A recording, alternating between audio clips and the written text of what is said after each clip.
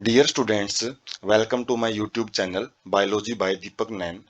जो one shot series हमने start की है, जिसके अंदर हम एनसीईआरटी बायोलॉजी बुक से जो कंप्लीट चैप्टर हैं उनको एक सिंगल वीडियो लेक्चर में कंप्लीट करेंगे। और जिसकी वजह से वीडियो लेंथ लंबी जरूर रहेगी, लेकिन उसमें जो खास बात रहेगी कि सारा जो चैप्टर का कंटेंट है वो एक ही जगह आपको प्रोवाइड किया जाएगा। और साथ में हम केवल जो इम्पोर्टेंट लाइंस हैं, जो गोल्डन लाइंस हैं एनसीईआरटी की, जो एग्जाम पॉइंट ऑफ व्यू से इम्पोर्टेंट है, केवल उन्हीं को डिस्कस करेंगे। और साथ में इस कंटेंट को आपको साथ साथ में नोट करने की या स्क्रीनशॉट की जरूरत नहीं है, क्योंकि जो पीडीएफ फॉर्मेट है इस वीडियो लेक्चर का, वो आपको डिस्क्रिप्शन बॉक्स में उसका जो लिंक है वो प्रोवाइड किया जाएगा। आज हम 12th क्लास बायोलॉजी से chapter number 10 microbes in human welfare के बारे में डिस्कस करेंगे। और जो चैप्टर नंबर 8 है उसमें हमने जो माइक्रोब्स अलग अलग जो बैक्टीरिया हैं, फंजाई हैं, वायरस हैं, प्रोटोजोन्स हैं, उनका एक नेगेटिव एस्पेक्ट देखा था, जिसके अंदर हमने वो देखा था कि जो क्या क्या वो डिजीज फैलाते हैं ह्यूमंस के अंदर। और इस चैप्टर में हम जो पॉजिटिव एस्पेक्ट है माइक्रोब्स का वो देखेंगे कि वो कैसे हेल्पफुल हो सकते हैं ह्यूमन वेलफेयर में, मतलब ह्यूमन की अलग अलग जो एक्टिविटी हैं उनके अंदर। तो आप पिक भी देख सकते हैं, जैसे जो ऊपर की जो पिक है इसमें पनीर है, ये दोनों अलग अलग हैं। ये स्विस पनीर है, और ये भी एक पनीर की ही किस्म है। और जो ये जो फ्रूट जूसेज होते हैं वो हैं, कर्ड है, और जो इडली डोसा है वो, और उसके बाद अलग अलग बेवरेजेज हैं, एंटीबायोटिक्स हैं, और जैसे ये सीवेज ट्रीटमेंट प्लांट है। तो इनके अंदर जो माइक्रोब्स है बड़ा ही इंपॉर्टेंट रोल प्ले करते हैं। तो स्टार्ट करते हैं इंट्रोडक्शन से। Microbes are major component of biological system on earth. जो माइक्रोब्स हैं, सूक्ष्म जीव हैं, वो बहुत ही मेजर कंपोनेंट, मतलब बहुत ही ज़्यादा मात्रा में पाए जाते हैं और एक इंपॉर्टेंट कंपोनेंट का काम करते हैं जो बायोलॉजिकल सिस्टम है, जो जैवमंडल है, बायोस्फीयर है अर्थ का, उसके अंदर प्रेजेंट एवरीवेयर। तो माइक्रोब्स है वो हर जगह पाए जाते हैं। कॉस्मोपॉलिटन टाइप का हैबिटेट है उनका, जिसके अंदर वो सोइल के अंदर भी, वाटर के अंदर भी, एयर, इनसाइड आवर बॉडी, हमारे शरीर के अंदर भी, और that of the animals and plants, animals और प्लांट्स की बॉडी के अंदर भी वो मिल सकते हैं। They are present even at sites where no other life forms could possibly exist. Site as, ऐसी जगह पे भी वो रह सकते हैं जहाँ पे जो नॉर्मल लाइफ है वो नहीं रह सकती, नॉर्मल जीव वहाँ पे नहीं रह सकते। वो कौन सी साइट है? जैसे डीप इनसाइड गीजर्स हैं, थर्मल वेंट्स हैं विद 100 डिग्री टेम्परेचर, मतलब ऐसी हॉट जगह पे भी रह सकते हैं जहाँ पे टेम्परेचर है वो 100 डिग्री सेल्सियस तक भी जा सकता है। डीप इन सोयल, मिट्टी के बिल्कुल गहरी परतों में पाए जा सकते हैं। Under layer of snow several metre thick, जो बर्फ है, बर्फ की बिल्कुल मोटी जो चादर है, थिक, सेवरल मीटर तक भी मोटी हो सकती है, तो उसके अंदर भी पाए जा सकते हैं। इन हाईली एसिडिक एनवायरनमेंट, और बहुत ज़्यादा एसिडिक एनवायरनमेंट है जहाँ पे पीएच बिल्कुल कम होती है, तो वहाँ पे भी ये जो माइक्रोब्स है वो पाए जा सकते हैं। टाइप्स क्या है माइक्रोब्स के?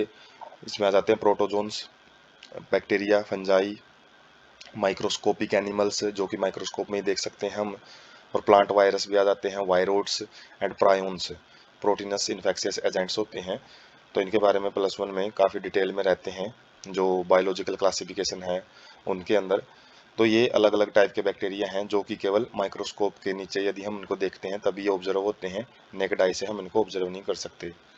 उसके बाद है bacteria and many fungi can be grown on nutritive media to form colonies that can be seen with naked eye. तो बैक्टीरिया और फंजाई को हम लैब के अंदर, न्यूट्रिटिव मीडिया है जो कल्चर मीडियम तैयार किए जाते हैं जिनके ऊपर ये बैक्टीरिया और फंजाई को उगाया जाता है, तो उनको फेवरेबल कंडीशन दी जाती है और वहाँ पे इनकी छोटी छोटी कॉलोनी बन जाती हैं, ग्रुप बन जाते हैं इनके, और उन ग्रुप को हम नेक्ड आई से देख सकते हैं। सब cultures such cultures are useful in study on micro organism, और ऐसे कल्चर्स होते हैं जो हम ये तैयार करते हैं माइक्रोब्स को, तो वो स्टडीज में अलग अलग इनका अध्ययन में इस्तेमाल की जाती हैं। उसके बाद हैं, तो जो मेनली हम इस पार्ट में डिस्कस करेंगे, और जैसे ये काम कहाँ पे करते हैं, जैसे ग्लूकोज है, ग्लूकोज को पायरुविक एसिड में बदला जाता है, और उसके अंदर जो अलग अलग ऑर्गेनिजम्स हैं, जैसे प्रोपिनियम बैक्टीरियम है, वो CO2 प्रोड्यूस करता है, प्रोपिनोइक एसिड बनाता है। स्विस चीज़ है, जैसे स्विस चीज़ हमने देखा था, स्विस पनीर या स्विस चीज़, तो वो तैयार किया जाता है प्रोपिनियो बैक्टीरियम के द्वारा। एस्पेरेगलस, लैक्टोबैसिलस, स्ट्रेप्टोकोकस, अलग अलग जो बैक्टीरिया हैं इनके द्वारा लैक्टिक एसिड तैयार किया जाता है। जो अलग अलग टाइप के जो रिश्तेदार चीज़ हैं, और योगर्ट है, योगर्ट मतलब जो कर्ड होती है, और सोया सॉस है। तो अलग अलग जो फर्मेंटेशन प्रोडक्ट होते हैं, अलग अलग जो बैक्टीरिया इसी पायरुविक एसिड के ऊपर काम करते हैं, तो हम उनसे अलग अलग, जैसे इथेनॉल है, वाइन और बियर है, वो सैक्रोमाइसिस के द्वारा, जो एक यीस्ट होता है, तो उसके द्वारा तैयार किए जाते हैं। क्लोस्ट्रीडियम होता है जो एसीटोन और आइसोप्रोपेनॉल, ये नेल पॉलिशिंग में, नेल पॉलिश रिमूवर होते हैं जो, तो उनमें यूज किया जाता है। और रबिंग अल्कोहल के रूप में भी यूज करते हैं, डिसइंफेक्टेंट के रूप में। और उसके बाद है एस्कैरिसिया एसिटोबैक्टर, तो इनके अंदर जो एसिटिक एसिड ये तैयार करते हैं, जो विनेगर जो अचार डालने में यूज किया जाता है, तो उनके अंदर जो अलग अलग हम बैक्टीरिया का जो रोल देख सकते हैं अलग अलग प्रोडक्ट्स को बनाने के लिए, और इन्हीं के बारे में हम डिटेल से डिस्कस करेंगे। Microbes in house hold product, जो घरेलू उत्पाद हैं उनको बनाने के लिए कौन कौन से माइक्रोब्स हैं, वो कैसे अपना रोल प्ले करते हैं। तो लैक्टोबैसिलस, तो लैक्टिक एसिड बैक्टीरिया, इनको लैब भी बोला जाता है, LAB। तो ये क्या करते हैं, ग्रो इन मिल्क, ये दूध में पैदा होते हैं और कन्वर्ट इनटू कर्ड, और उसको दही में बदलने में रोल प्ले करते हैं। LAB जो होता है lab produce acid that coagulates and partially digest milk protein. तो जो लैब बैक्टीरिया होता है, ये कोएगुलेशन का मतलब है जून बना देता है। जैसे मिल्क है वो कोलाइडल फॉर्म में है, लेकिन उसके बाद वो कोएगुलेशन मतलब उसके अलग अलग जो ग्रुप हैं, अलग अलग टाइप के जो प्रोटीन वगैरह हैं उसके अंदर वो ग्रुप बना के, एक जो हम कार्ड में देख सकते हैं ग्रुप से टाइप में वो रह जाता है, जिसको हम दूध का फटना ही बोलते हैं। तो पार्सली डाइजेस्ट मिल्क प्रोटीन, और ये साथ में कुछ मिल्क प्रोटीन होते हैं उनको आधे अधूरे ढंग से डाइजेस्ट भी करता है। Checking disease causing microbes in our stomach, और ये हमारे स्टमक में भी पाया जाता है, जो कि डिजीज काजिंग जो माइक्रोब्स होते हैं, जो पैथोजेंस होते हैं, जो बीमारी फैला सकते हैं, उनको रोकता है, उनकी ग्रोथ को रोकता है, उनको किल कर सकता है। प्रोसीजर क्या रहता है, जो लैक्टिक एसिड बैक्टीरिया कैसे काम करता है। इनोकुलम और starter, a small amount of curd added to fresh milk containing millions of LAB. तो रूरल एरिया में जहाँ पे जो मिल्क है उसकी कर्ड बनाई जाती है, उसे जो छाछ तैयार की जाती है, तो एक थोड़ी सी मात्रा कर्ड की जो दूध के अंदर डाल दी जाती है, और उसी से जो सुबह है वो कर्ड बन के तैयार हो जाती है, तो उसी को इनोकुलम बोला जाता है। या फिर स्टार्टर, स्टार्टर का मतलब जो प्रोसेस को शुरू करे। एट सुटेबल टेम्परेचर, एक बार मतलब अच्छे टेम्परेचर पे, उपयुक्त तापमान पे, multiple converting into milk into curd, तो ये जो बैक्टीरिया वो मल्टीप्लाई होते हैं, अपनी संख्या को बढ़ाते हैं, और जिससे कि वो मिल्क दूध को दही में बदल देते हैं। Also improve it's nutritional quality, और साथ में इसके जो न्यूट्रिशनल क्वालिटी, इसकी पोषक गुणवत्ता है उसमें भी सुधार कर देते हैं। इसके अंदर विटामिन B12 है, उसकी मात्रा को इंक्रीज कर देते हैं ये LAB टाइप के बैक्टीरिया। तो इसलिए जो कर्ड है वो बहुत ही इंपॉर्टेंट मानी जाती है हेल्थी बॉडी के लिए। और बेकर यीस्ट, उसके बाद ये सेकंड माइक्रोब्स है जो हाउस होल्ड प्रोडक्ट में यूज किया जाता है, सैक्रोमाइसिस सर्विसी बोलते हैं इसको। तो ये क्या कहाँ पे यूज की जाती है, बेकर मतलब बेकिंग टाइप के आइटम्स में। जैसे डफ, जो आटा होता है, गुना हुआ आटा, used for making dosa and idli, is fermented. Fermented का मतलब होता है किण्वन। किण्वन में क्या किया जाता है, जो यीस्ट है, यीस्ट को डफ के अंदर जो छोड़ दिया जाता है, और उसके बाद उसको बिल्कुल एयर टाइट कंटेनर में रख दिया जाता है, ताकि कोई ऑक्सीजन वगैरह है, एयर वगैरह उसमें एंटर ना कर पाए। और यीस्ट हैं फिर वो एयर टाइट कंटेनर में ही जो डफ है उसको फुला देते हैं, उसको उसमें CO2 प्रोड्यूस करते हैं, जिसकी वजह से वो फूल जाता है।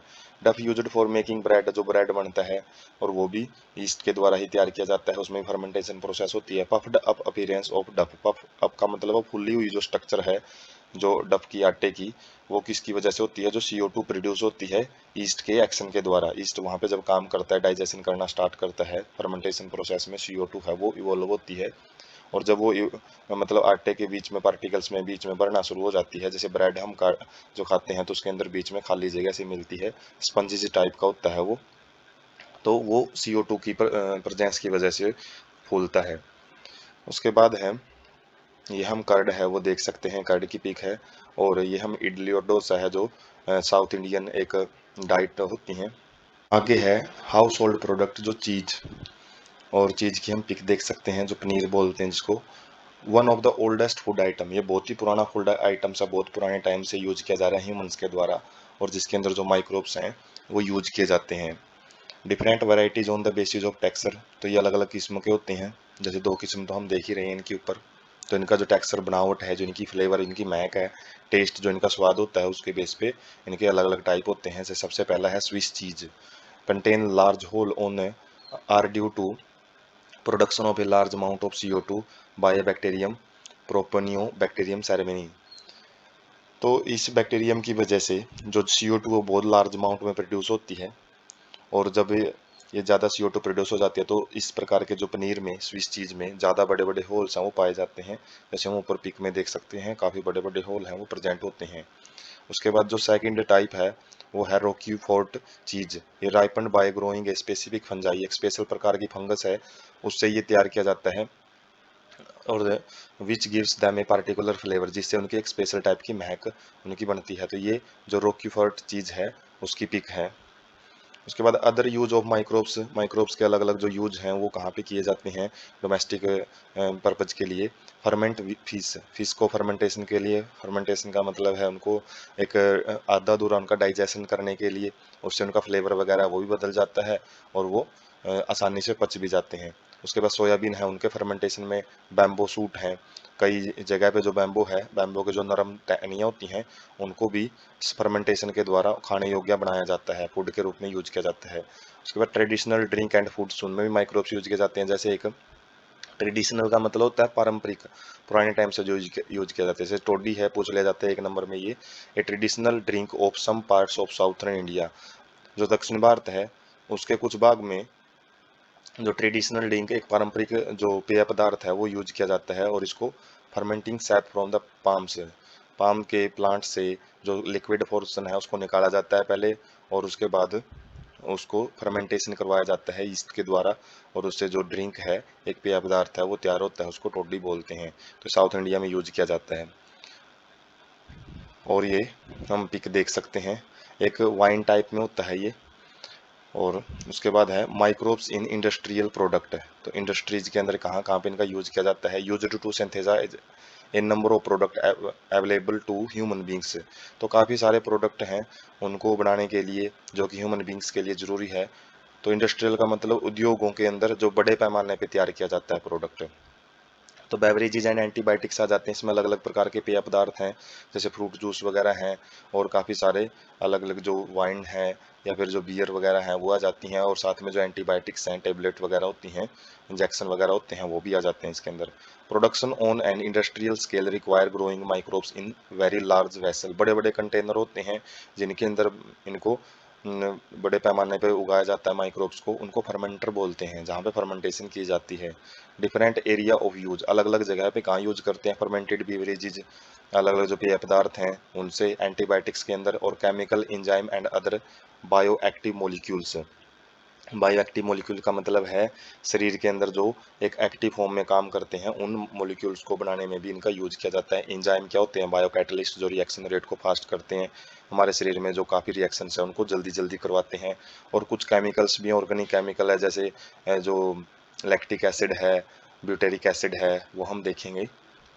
तो सबसे पहले है fermented beverages, used from time immemorial for production of beverages like wine, beer, whisky, brandy, rum, ये अलग अलग प्रकार की जो बेवरेजेज होते हैं, तो उनसे ये अलग अलग माइक्रोब्स है जो यीस्ट हैं उनसे तैयार किए जाते हैं, और बहुत पुराने टाइम से, इमेमोरियल का मतलब है जिसको याद नहीं रखा जाए, बहुत पुराने टाइम से इनको यूज किया जाता है। तो ब्रेवर ईस्ट, सैरकोमाइसिस सर्वेसी बोलते हैं इसको, used for fermenting malted cereals and fruit juices to produce ethanol. तो जो फर्मेंटिज फर्मेंटेशन मतलब जो किण्वन प्रोसेस होती है, हिंदी में किण्वन बोलते हैं इसको, जिसमें जो ईस्ट है उसको अनारोबिक कंडीशन में उगाया जाता है, किसके अंदर? Malted cereals. माल्टिंग एक प्रोसेस होती है जिसमें सीरियल्स को पहले पानी के अंदर भिगोया जाता है, जब वो अंकुरित हो जाते हैं उसको धूप में सुखाया जाता है, और उसके बाद उसका पाउडर बनाया जाता है, और उस पाउडर के अंदर इस फर्मेंटेशन, ये जो ईस्ट है उसको मिलाया जाता है और एयर टाइट कंटेनर में रख दिया जाता है। और अलग अलग जैसे फ्रूट जूस हैं उनकी भी सेम प्रोसीजर में गुजारा जाता है, फ्रूट जूस के अंदर भी जो ईस्ट है उनको छोड़ के एयर टाइट कंटेनर में रख देते हैं टू प्रोड्यूस इथेनॉल, इससे जो इथेनॉल है वो बनाई जाती है। Depending on type of raw material, हम कच्चा पदार्थ क्या इस्तेमाल कर रहे हैं उसके बेस पे जो फर्मेंटेशन है, एंड विद और विदाउट डिस्टिलेशन, मतलब किस बेस पे हम किस चीज़ का फर्मेंटेशन कर रहे हैं और क्या प्रोसेस यूज कर रहे हैं, उसके बेस पे अलग अलग प्रकार की जो अल्कोहलिक ड्रिंक्स हैं वो अलग अलग होते हैं प्रोसेसिंग के बेस पे। जैसे प्रोड्यूस्ड विदाउट डिस्टिलेशन, डिस्टिलेशन एक प्रोसेस होती है जिसके अंदर दो लिक्विड को अलग अलग किया जाता है उनके बॉइलिंग पॉइंट के बेस पे। तो जिसमें डिस्टिलेशन प्रोसेस यूज नहीं की जाती तो वो है वाइन एंड बियर। तो ये जो बेवरेजेज हैं वाइन और बियर विदाउट डिस्टिलेशन तैयार किए जाते हैं, जबकि produced by distillation of fermented broth. Broth का मतलब जो एक लिक्विड पोर्शन होता है, एक जो स्लरी होती है, जो कि ये अलग अलग माल्टी सीरियल्स वगैरह फ्रूट जूस के अंदर फर्मेंटेशन की प्रोसेस के द्वारा तैयार होती है। तो उसके जब डिस्टिलेशन किया जाता है तो विस्की ब्रांडी रम है ये तैयार किए जाते हैं अलग अलग। इनका बॉइलिंग पॉइंट होता है तो अलग अलग कंटेनर में इनको इकट्ठा कर लिया जाता है। उसके बाद है antibiotics produced by microbes and is most significant discovery of 20th century. तो इसको भी माइक्रोब्स के द्वारा ही तैयार किया जाता है और ये 20वीं सदी की सबसे इम्पोर्टेंट डिस्कवरी, इम्पोर्टेंट खोज में से आता है, सिग्निफिकेंट खोज में से आता है। Anti is a Greek word that means against. Anti का मतलब होता है अगेंस्ट और बायो का मतलब होता है life. They are pro life and not against with reference to human beings. तो वो प्रो लाइफ होते हैं। प्रो लाइफ का मतलब ऐसे पैथोजेंस के प्रति तो वो अगेंस्ट होते हैं जो डिजीज कोज करते हैं, और बाकी ह्यूमंस के लिए ये बेनिफिशियल होते हैं, ह्यूमंस के अगेंस्ट नहीं होते हैं। केमिकल सब्सटेंस प्रोड्यूस्ड बाय, तो एंटीबायोटिक्स की जो डेफिनेशन है वो क्या रहती है, वो केमिकल सब्सटेंस होते हैं जो कि कुछ माइक्रोब्स के द्वारा बनाए जाते हैं और जो दूसरे माइक्रोब्स को उनकी या तो उनकी ग्रोथ को रोकते हैं या फिर उनको मार देते हैं, और किन माइक्रोब्स को जो कि डिजीज काजिंग होते हैं। तो एक कैटेगरी दूसरी कैटेगरी के माइक्रोब्स को खत्म करती हैं। इंपॉर्टेंस ऑफ एंटीबायोटिक्स, एंटीबायोटिक्स के क्या क्या महत्व हैं। Used to treat deadly disease, जो बिल्कुल घातक बीमारियां होती हैं उनको मारने, उनको खत्म करने के लिए, उनको इलाज करने के लिए, which is used to kill millions of और ग्लोब्स, जिस जो जो डेडली डिजीज हैं जो कि हर साल लाखों लोगों की जिंदगी है वो ले लेती हैं, तो उनको हम ट्रीट कर सकते हैं एंटीबायोटिक्स की मदद से। जैसे एग्जांपल है प्लेग है, वूपिंग कफ है, काली खांसी बोलते हैं, डिप्थीरिया गलघोटू बीमारी होती है, पुराने टाइम में एक पेंडेमिक का काम करती थी ये भी, एंड लेप्रोसी कुष्ठ रोग जिसको कोड बोलते हैं।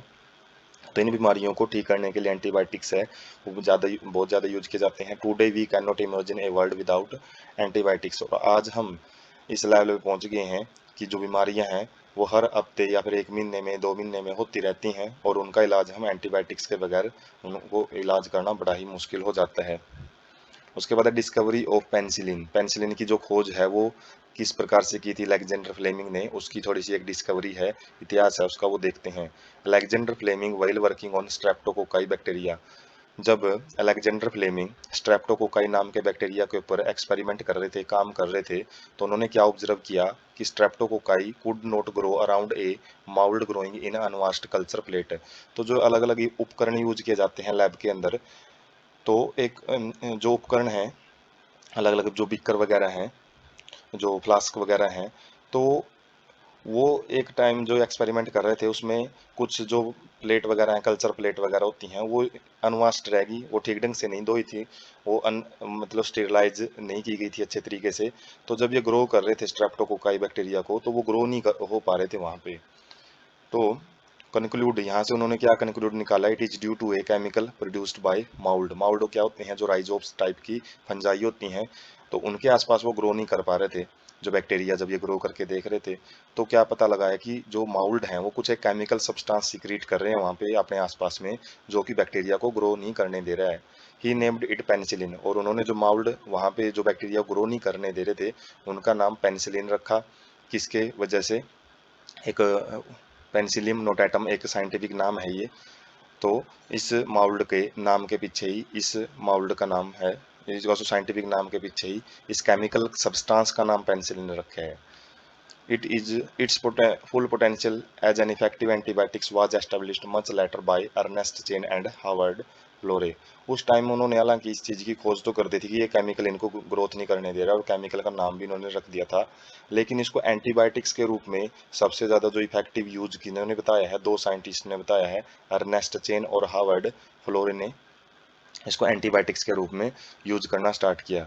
और जो ये एंटीबायोटिक्स है was extensively used to treat American soldiers during American soldiers during wounded in World War II। जो विश्व युद्ध हुआ था, सेकेंड वर्ल्ड वार था जो, जो 1939 से लेकर 1945 तक चला था। तो अमेरिका के अंदर इस पेनिसिलिन की जो एंटीबायोटिक्स है इसको बहुत ही ज़्यादा यूज किया गया। जो अमेरिकन सोल्जर थे जो वो मतलब वाउंड मतलब जो घायल हो जाते थे वर्ल्ड वार के टाइम पे, तो उनको ठीक करने के लिए काफ़ी इसका यूज किया गया।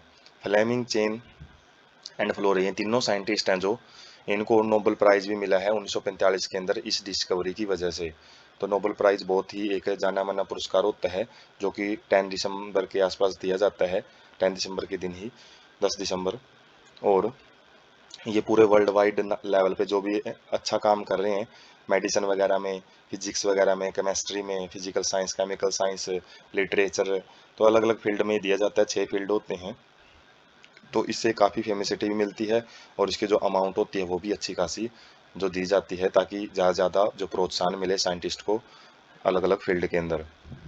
उसके बाद है microbes in organic acid production. जो ऑर्गेनिक एसिड होते हैं, ऑर्गेनिक केमिस्ट्री में अलग अलग हम एसिड पढ़ते हैं, तो उनको पैदा करने के लिए माइक्रोब्स हैं वो यूज किए जाते हैं। तो microbes used for commercial and industrial production of certain chemical like organic acid, alcohol. तो अल्कोहल वगैरह हैं, ऑर्गेनिक एसिड हैं, उनको भी कमर्शियल या फिर इंडस्ट्रियल स्केल पे बहुत ज़्यादा यूज किया जाता है माइक्रोब्स को। जैसे एग्जांपल है एस्पारगस नाइजर, एक फंगस होता है जो सिट्रिक एसिड में पाया जाता है, सिट्रिक एसिड को बनाता है। और एसिटोबैक्टर एसिटी एक बैक्टीरिया है जो एसिटिक एसिड बनाता है। क्लोस्ट्रीडियम बैक्टीरियम, तो एक नंबर में पूछा जा सकता है ऑप्शन टाइप में ये कि भाई ब्यूटेरिक एसिड है वो किस बैक्टीरिया से तैयार किया जाता है। लैक्टिक एसिड है, लैक्टोबैसिलस हमने देखा था, LAB उस बैक्टीरिया से बनता है। तो अलग अलग जो एसिड हैं वो यहाँ पे तैयार किए जाते हैं। Microbes in alcohol and enzyme production, अब देखेंगे अल्कोहल वगैरह में और इंजाइम प्रोडक्शन में जो यीस्ट है Saccharomyces in is used for commercial production of ethanol. जैसे हमने देखा है जो बेवरेजेज में जो यीस्ट है सैरकोमाइसीज सेरेवेसी वो यूज किया जाता है। लाइपेजिज हैं यूज्ड इन डिटर्जेंट फॉर्मुलेशन, जो डिटर्जेंट वगैरह हम यूज करते हैं उनके अंदर लाइपेज एंजाइम यूज किए जाते हैं। और लाइपेज क्या करता है, फैट को डाइजेस्ट करता है। और जो भी हमारे जो स्टेन होते हैं कपड़ों के ऊपर, गंदगी होती है, जो ऑयली स्टेन होते हैं खासकर, जो कि तेल वगैरह के स्टेन होते हैं जो आसानी से नहीं निकलते हैं, तो उनको साफ करने में लाइपेज है वो डिटर्जेंट पाउडर के अंदर डाला जाता है। फॉर्मुलेशन का मतलब है जब उनको तैयार किया जाता है तो लाइपेज का यूज किया जाता है। स्टेन्स फ्रॉम लॉन्ड्री, लॉन्ड्री क्या होते हैं, जो कपड़े धोने की जो भी प्रोसेस होती हैं तो उनको बोलते हैं। पैक्टिनेजिज एंड प्रोटीएजिज यूज्ड फॉर क्लियरिफाइंग बोतल जूस। तो बोतल जूस जो हम मार्केट से खरीदते हैं तो वो बड़े साफ होते हैं, और जो घरों में हम यदि वही फ्रूट जूस तैयार करते हैं तो वो साफ नहीं होते, उनके अंदर फाइबर्स वगैरह वो तैरते रहते हैं। तो जो जैम जो पैकेट जूस होते हैं मार्केट से, तो इतने साफ किस वजह से होते हैं, उनके अंदर पैक्टिनेजिज और प्रोटीएजिज ये इंजाइम है जो कि प्रोटीन को डाइजेस्ट कर देते हैं, जो कि जो वो चीज़ें तैरती रहती हैं जूस के अंदर छानने के बाद भी, तो उसको वो साफ कर देते हैं, जिससे जो बोतल जूस है वो बिल्कुल साफ दिखाई देते हैं। उसके बाद है microbes in bioactive molecule production. Bioactive का मतलब है जो शरीर के लिए हेल्पफुल होते हैं, जो शरीर में अलग अलग एक्टिविटी करते हैं, उन मॉलिक्यूल को पैदा करने में भी माइक्रोब्स का इंपॉर्टेंट रोल रहता है। तो इसमें स्ट्रेप्टोकाइनेज एक बायोएक्टिव मॉलिक्यूल है जो कि स्ट्रेप्टोकोकस बैक्टीरिया से तैयार किया जाता है।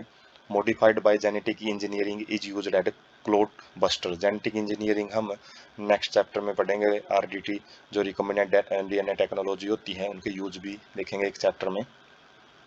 तो उसमें इसको चेंज किया जाता है, जो भी स्ट्रेप्टोकाइनेज है सब्सटेंस, तो इसको चेंज किया जाएगा, मतलब इसको ह्यूमन यूज के लिए वैल्यू उसको यूज के लायक बनाया जाएगा। और किस रूप में यूज किया जाता है, क्लोट बस्टर, जो ब्लड क्लोटिंग होती है, तो जो ब्लड क्लोटिंग वैसे शरीर से बाहर होती है तो हेल्पफुल है, लेकिन कई बार जो ब्लड क्लोटिंग है वो ब्लड वेसल्स के अंदर ही क्लोटिंग होना स्टार्ट हो जाती है, जिसकी वजह से जो ब्लड है वो स्टॉप हो जाता है और ठीक ढंग से नहीं बहता है वेसल्स में से, और जिसकी वजह से मायोकार्डियल इन्फ्रैक्शंस देखने को मिलते हैं, मतलब जो हृदय संबंधी जो रोग हैं वो हो जाते हैं। तो ये जो सब्सटेंस है क्लोटबस्टर स्ट्रेप्टोकाइनेज जिसके अंदर पाया जाता है, तो वो ऐसे पेशेंट को, ऐसे मरीजों को ठीक करने के लिए, हार्ट अटैक से बचाने के लिए उनको दिया जाता है। उसके बाद है साइक्लोस्पोरिन ए। तो इसको फंगस ट्राइकोडर्मा पोलिस्पर्म से तैयार किया जाता है।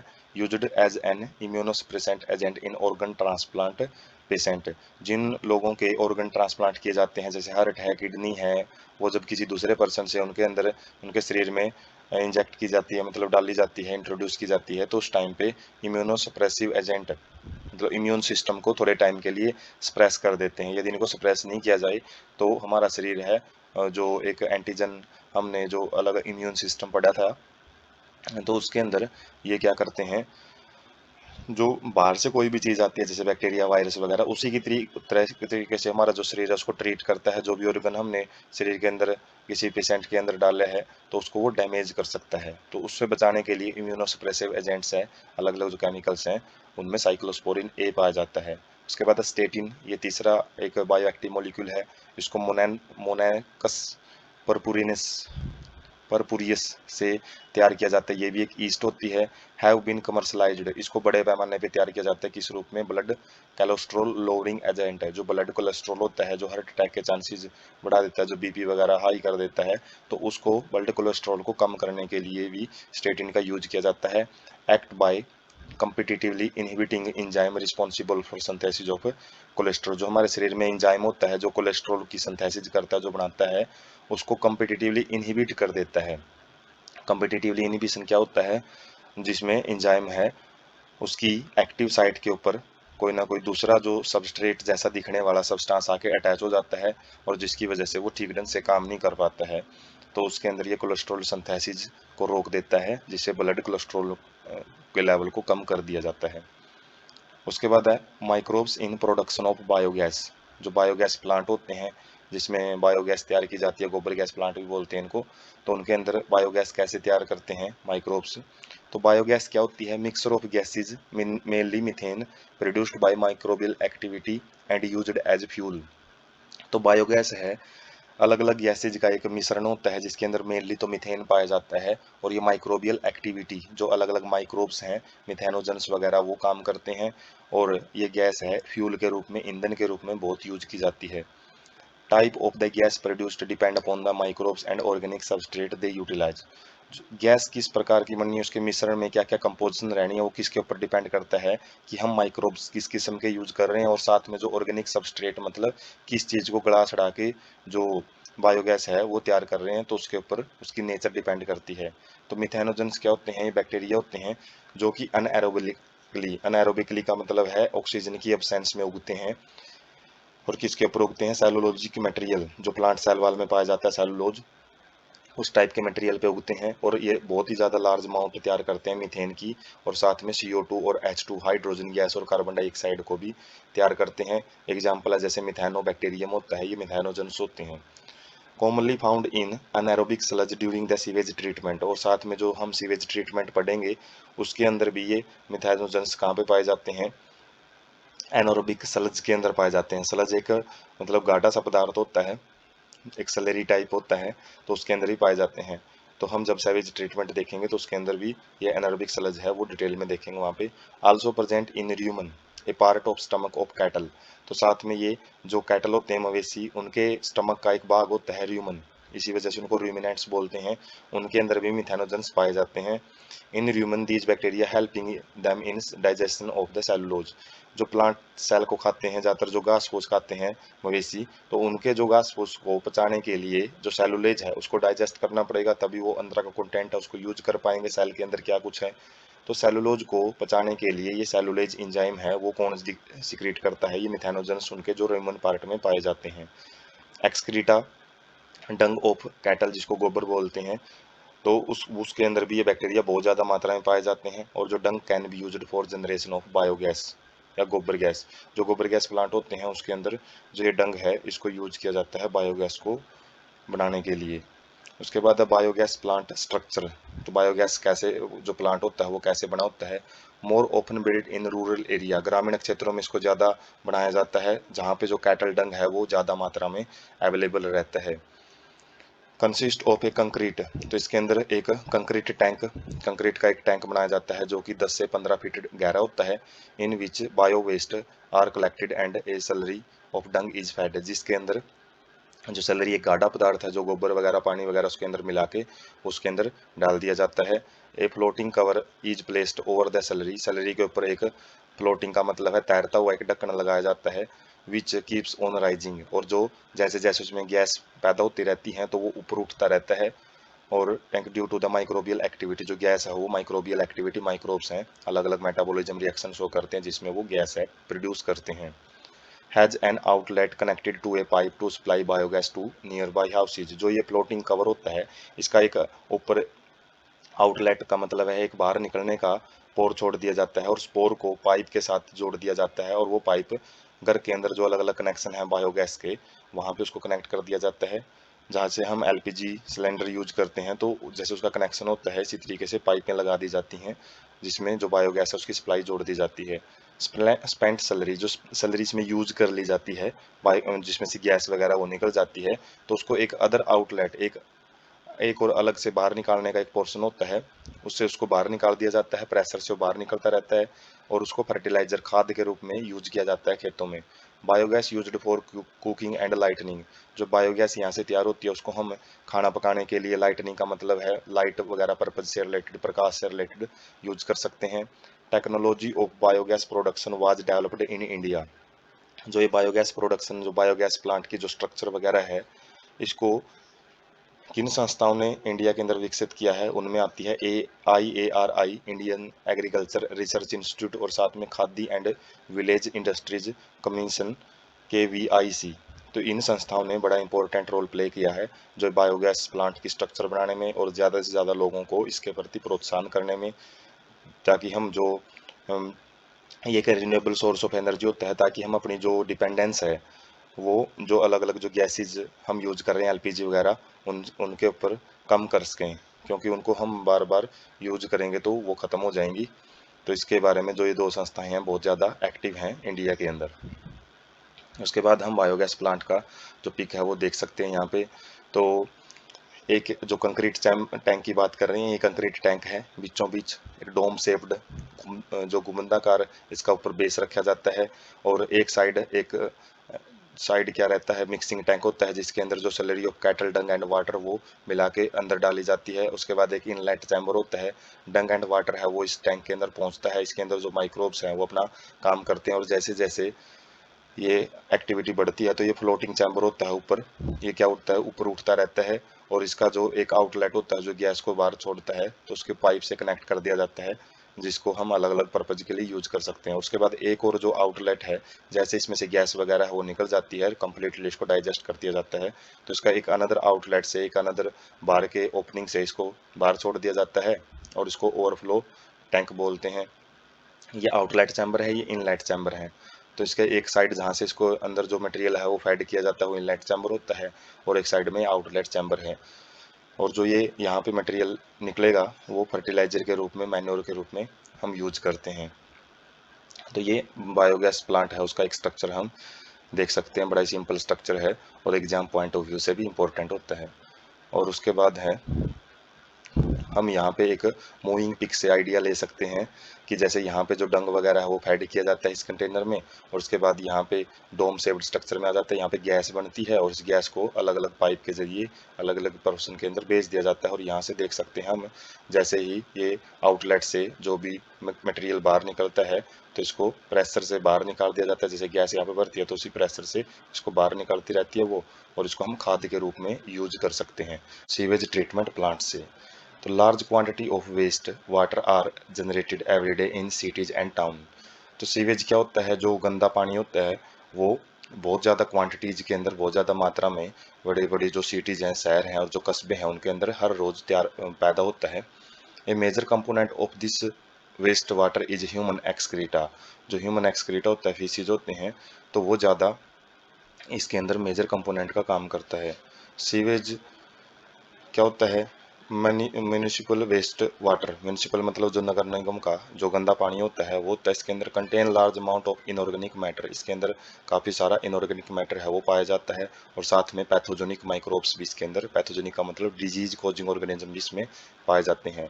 और इनको हम as such natural water bodies के अंदर है, जो अलग अलग रिवर हैं, स्ट्रीम्स हैं, उनके अंदर एकदम से नहीं डाल सकते क्योंकि इसके अंदर डिजीज है वो बहुत ज़्यादा फैलाने वाले माइक्रोब्स होते हैं। Treated in sewage treatment plants, जो एसटीपी होते हैं उनके अंदर इसको ट्रीट किया जाता है, इसको ठीक किया जाता है, जो भी इसमें पोल्यूटिंग एजेंट्स होते हैं उनको कम किया जाता है जितना हो सकता है और उसके बाद ही इनको फिर डिस्पोज किया जाता है। तो यहाँ पे डिस्पोजल से पहले इसको लेस पोल्यूटिंग मतलब कम प्रदूषणकारी बनाने के लिए इसका ट्रीटमेंट है वो किया जाता है। उसके बाद waste water treatment done by heterotrophic microbes. तो कुछ माइक्रोब्स इसमें यूज किए जाते हैं जो अपना खाना है दूसरी प्रोसेस से लेते हैं, दूसरी जगह से लेते हैं, जो अपना खाना खुद नहीं तैयार कर सकते, ऐसे माइक्रोब्स इसमें यूज किए जाते हैं। नेचुरली प्रेजेंट इन सीवेज, और जो कि सीवेज में पहले से ही अपने आप ही पाए जाते हैं। Two stages of treatment, treatment के दो स्टेज होते हैं कैसे पानी को साफ किया जाता है। तो प्राइमरी ट्रीटमेंट है एंड सेकेंडरी ट्रीटमेंट है। तो सबसे पहले हम जो सीवेज ट्रीटमेंट प्लांट है उसका एक एरियल व्यू देख सकते हैं। तो इसके अंदर काफ़ी सारा जो अलग अलग टाइप का जो सीवेज वाटर है उसको कलेक्ट किया जाता है, अलग अलग प्रोसेस में गुजारा जाता है। काफ़ी बड़े बड़े कंटेनर होते हैं जिनके अंदर लगातार माइक्रोब्स की एयर की सप्लाई की जाती है ताकि ज़्यादा से ज़्यादा अच्छे तरीके से इसको साफ़ किया जा सके। तो उसके बाद कुछ जो बैंडेड बनाए जाते हैं जिसके अंदर जो स्लज वगैरह इसमें से जो कचरा वगैरह निकलता है उससे बायोगैस प्लांट के अंदर बेच के उसमें बायोगैस निकाली जाती है, और जो भी मटेरियल इसमें निकलता है फिर वो ट्रीटेड मटेरियल तो उसको खाद के रूप में यहाँ पे इस तरीके से सुखाया जाता है और जिसको फिर खेतों में यूज किया जा सकता है। तो एरियल व्यू है ये एक जो सीवेज ट्रीटमेंट प्लांट है उसका। प्राइमरी सीवेज ट्रीटमेंट है उसको देखते हैं। जो पहला स्टेप होता है पोल्यूटेड वाटर को साफ करने के लिए, तो इसके अंदर क्या है, फिजिकल रिमूवल ऑफ पार्टिकल। तो फिजिकल प्रोसेस ही होती है, इसमें कोई केमिकल या बायोलॉजिकल एजेंट यूज नहीं किए जाते। तो इसके अंदर क्या किया जाता है, जो भी लार्ज एंड स्मॉल सीवेज होते हैं, सीवेज पार्टिकल होते हैं जो प्लास्टिक वगैरह है या फिर जो तैरती हुई लकड़ियाँ वगैरह है सीवेज के अंदर जो भी फिजिकली रिमूव किया जा सकता है जिसको, तो उसको फिल्ट्रेशन और सेडिमेंटेशन, ये दो प्रोसेस होती हैं जिसमें इनको पहले छाना जाता है बड़े कचरे को, और उसके बाद बारीक जो फिल्टर है उसमें से पास किया जाता है, और लास्ट में इनको सेडिमेंटेशन प्रोसेस मतलब ऐसे ही नॉर्मली छोड़ दिया जाता है जिसमें क्या होता है जो बाहरी पार्टिकल होते हैं वो नीचे बैठते रहते हैं। स्टेजेस ऑफ प्राइमरी ट्रीटमेंट, इसमें क्या आता है, फ्लोटिंग डेब्रिस जो तैरता हुआ कचरा होता है उसको सीक्वेंशियल फिल्ट्रेशन के द्वारा, सीक्वेंशियल मतलब पहले जो मोटे फिल्टर होते हैं जो जो कि जो बड़ा कचरा है उसको निकालते हैं, उसके बाद फिल्ट्रेशन के जो पोर साइज हैं उनको कम करते जाएंगे, जिससे कि क्या होता है जो कि ज़्यादा से ज़्यादा जो कचरा है तैरता हुआ कचरा उसको हटाया जा सके। उसके बाद ग्रीट, ग्रीट होता है सोइल एंड सम पेबल, जो छोटे मोटे कंकर वगैरह होते हैं, मिट्टी होती है, उसको कैसे रिमूव किया जाता है, सेडिमेंटेशन के द्वारा। उसमें पानी को ऐसे ही नॉर्मली छोड़ दिया जाता है और उससे क्या है कि जो ये बाहरी पार्टिकल है वो नीचे बैठ जाते हैं सरफेस के ऊपर।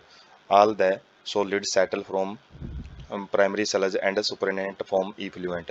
तो जितना भी सॉलिड पार्टिकल है वो नीचे बैठ जाएंगे, वो प्राइमरी सलज बनाते हैं। सलज का मतलब एक जो गार टाइप होता है जो कि मिट्टी वगैरह उसके अंदर पाई जाती हैं, पानी भी लिक्विड पानी है जो सेमी सॉलिड फॉर्म में नीचे मटेरियल जो प्रेजेंट होता है उसको बोलते हैं। और सुपरिटेंडेंट का मतलब ऊपर जो लिक्विड है उसको हम इफ्लुएंट के रूप में यूज करते हैं, उसको बाहर निकाला जाता है। तो effluent from primary settling tank is taken for secondary treatment.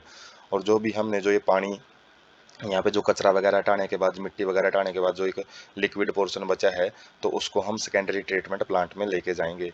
तो सेकेंडरी और बायोलॉजिकल ट्रीटमेंट में क्या किया जाता है, primary effluent is passed into large aeration tank, बड़े बड़े टैंक होते हैं जिनके अंदर एरिएशन का मतलब हवा है लगातार उसमें क्रॉस की जाती है, तो उसके अंदर लेके आया जाता है।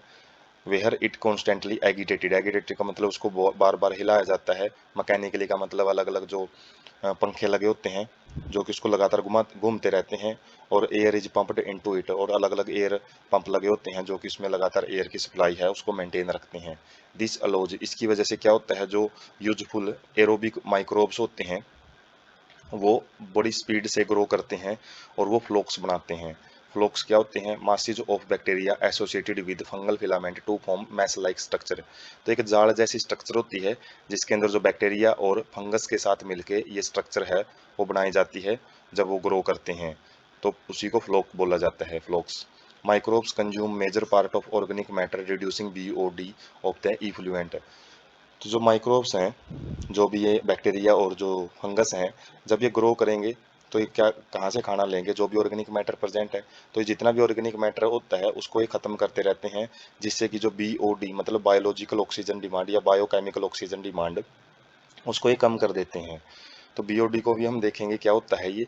Biochemical oxygen demand, amount of oxygen consumed by bacteria to oxidised its all organic matter in 1 litre. 1 litre पानी के अंदर जितना भी ऑर्गेनिक मैटर है उसको डाइजेस्ट करने के लिए, उसको ऑक्सीडाइज करने के लिए, और ऑक्सीडाइज होने के बाद वो एक नॉन हार्मफुल फॉर्म में कन्वर्ट हो जाते हैं जो ऑर्गेनिक मैटर होते हैं। तो उसके लिए जितनी ऑक्सीजन की जरूरत पड़ती है उसी को बायोकेमिकल ऑक्सीजन डिमांड बोलते हैं। तो sewage water is treated till BOD is reduced. तो जितना ज़्यादा ऑर्गेनिक मैटर होएगा उतना ही ज़्यादा बीओडी उसकी मानी जाती है, उतनी ज़्यादा ऑक्सीजन की जरूरत पड़ती है। और सीवेज वाटर में जो बीओडी है बहुत ज़्यादा होती हैं और उसको उस टाइम तक ट्रीट किया जाता है जब तक उसकी बीओडी है वो कम की जाए। BOD test measure organic matter present in water. तो बीओडी टेस्ट से हम क्या पता करते हैं कि इसके अंदर ऑर्गेनिक मैटर है वो कितना प्रेजेंट है। ऑर्गेनिक का मतलब है जो लिविंग ऑर्गेनिज्म से आया है, जैसे ह्यूमन एक्सक्रीट है वो भी ऑर्गेनिक मैटर है। जो वेजिटेबल वगैरह है, वेजिटेबल के छिलके वगैरह होते हैं उनसे जो मटेरियल निकलता है, और भी जो खाद्य पदार्थ से चीज़ें जितनी भी आती हैं तो ऑर्गेनिक मैटर होता है। जितना ज़्यादा बीओडी होएगा वेस्ट वाटर का उतना ही ज़्यादा उसको पोल्यूटिंग बोला जाएगा, उतने ज़्यादा वो प्रदूषण काज कर सकता है, उसका पोल्यूटिंग पोटेंशियल उतना ही ज़्यादा होता है। उसके बाद स्टेजेस ऑफ सेकेंडरी और बायोलॉजिकल ट्रीटमेंट, किन किन स्टेजेस से गुजरता है इसमें जो इफ्लुएंट है, कैसे पानी को साफ किया जाता है।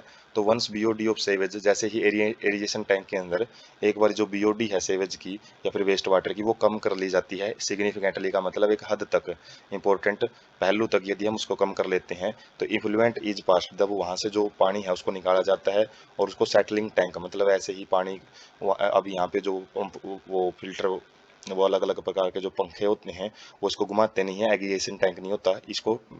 नॉर्मली पानी को ऐसे ही थोड़े टाइम के लिए ऐसे छोड़ दिया जाता है, जहाँ पे जो बैक्टीरियल फ्लोक होते हैं उनको नीचे बैठने के लिए छोड़ दिया जाता है, जो कि नीचे एक अपनी परत बना लेते हैं। और जो ये परत बनती है इसी को एक्टिवेटेड सलज बोलते हैं। एक्टिवेटेड सलज मतलब जो कि फ्लोक्स के द्वारा बनाया जाता है।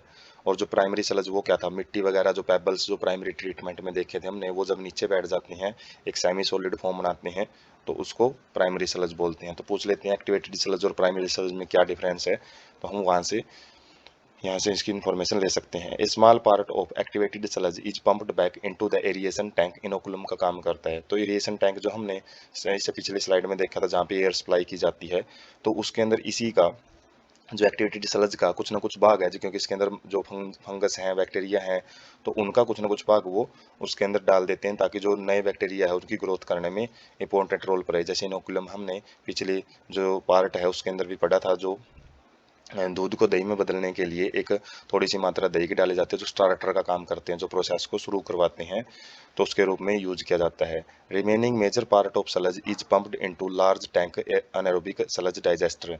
अब जो ये भाग बच जाता है एक्टिवेटेड सलज जो बच जाता है यहाँ से, तो उसको बड़े बड़े टैंक में भेजा जाता है। लेकिन ये टैंक की खास बात क्या है, ये अनएरोबिक सलज डाइजेस्टर होते हैं, इनके अंदर एयर नहीं सप्लाई की जाएगी, इसमें एयर की एब्सेंस में ही इसको डाइजेस्ट किया जाएगा। जैसे हमने पिछले पार्ट में जो गोबर गैस प्लांट है उसके अंदर देखा था अनएरोबिक टैंक होते हैं, तो इसी प्रकार के टैंक लगे होते हैं ये भी। अदर बैक्टीरिया ग्रोइंग अनएरोबिकली, तो यहाँ पे कुछ अलग टाइप के बैक्टीरिया होते हैं जो कि एयर की एब्सेंस में भी ग्रो कर सकते हैं, और वो क्या करेंगे, वो दूसरे बैक्टीरिया को और जो फंजाई हैं वो सलज के अंदर पड़े हुए हैं जो फ्लोक्स के अंदर हैं उनको डाइजेस्ट करेंगे, उनको ख़त्म करना शुरू कर देते हैं अपने खाने के लिए। ड्यूरिंग दिस डाइजेशन, इस डाइजेशन से जैसे वो इनको ख़त्म करते हुए चले जाते हैं तो बैक्टीरिया है produce a mixture of gases, अलग अलग गैस हैं जैसे methane, hydrogen sulphide, carbon dioxide, तो ये अलग अलग टाइप की जो बायोगैस है उनको प्रोड्यूस करते हैं। और इन गैस को, ये गैस हैं वो बायोगैस बनाती हैं, can be used as a source of energy. और इसको जैसे हमने पिछले पार्ट में देखा था बायोगैस को हम फ्यूल वगैरह के रूप में यूज कर सकते हैं, एनर्जी सोर्स के रूप में, तो इनको भी ऐसे यूज कर सकते हैं क्योंकि ये इनफ्लेमेबल ज्वलनशील होती हैं, आसानी से जल जाती हैं ये। Effluent from the secondary treatment, और जो ऊपर का जो लिक्विड पोर्शन है जो साफ हो गया काफ़ी हद तक, तो उसको क्या किया जाता है फिर अब generally released into natural water body, जो पानी वगैरह के जो भी स्रोत हैं आसपास में जो नदियाँ वगैरह हैं तो उनके अंदर इसको छोड़ दिया जाता है, क्योंकि अभी काफ़ी हद तक पोल्यूशन है, इसका पोल्यूशन पोटेंशियल है, पोल्यूटिंग पोटेंशियल वो काफ़ी कम हो चुका है, वो इतने ज़्यादा प्रॉब्लम है वो नहीं क्रिएट करेगा। तो अब हम एक मूविंग पिक से समझते हैं कि जो प्राइमरी ट्रीटमेंट है ये यहाँ तक प्राइमरी ट्रीटमेंट, उसके बाद सेकेंडरी ट्रीटमेंट और टर्सरी है। तो जो वेस्ट वाटर है यहाँ पे देख सकते हैं, वेस्ट वाटर को यहाँ पे जाली है जो कि फिल्टर का काम करेंगी, तो उसके अंदर भेजा जाता है और इसमें जो बड़े कोर्स डेब्रिज हैं, मतलब जो बड़े टाइप के पार्टिकल्स हैं, वो नीचे बैठते रहते हैं। और बाकी जो ज़्यादा टाइम लेते हैं, सैंड और ग्रीट टाइप के हैं, उनको एक टैंक के अंदर छोड़ दिया जाता है, जिसके द्वारा वो नीचे बैठते रहते हैं, मतलब प्राइमरी स्लज बनाते हैं। और उसके बाद जो सॉलिड मटेरियल है, और जो सलज वगैरह यहाँ पे रहता है, तो उसको सलज डाइजेस्टर टैंक में भेज दिया जाता है, सॉलिड डिस्पोजल के रूप में भी उसको यूज किया जाता है। मतलब जो प्राइमरी सलज है उसको यहाँ पे रिमूवल किया जाता है, उसका क्या यूज रहेगा वो यहाँ पे बता रखे है। उसके बाद प्राइमरी क्लेरिफिकेशन, जैसे प्राइमरी की क्लेरिफिकेशन मतलब प्राइमरी लेवल पे पानी को साफ किया जाता है, उसके बाद उसका सेकेंडरी ट्रीटमेंट है वो शुरू हो जाता है, जिसके अंदर क्या किया जाता है, एयरिएशन टैंक के अंदर एयर सप्लाई की जाती है। और उसके बाद जो यहाँ पे ज़्यादा से ज़्यादा बैक्टीरिया को ग्रो करवाया जाता है, और उससे जो स्लज हैं, जो फ्लोक्स बनते हैं, उन फ्लोक्स को यहाँ पे बैठाया जाता है, नीचे बैठते रहते हैं वो।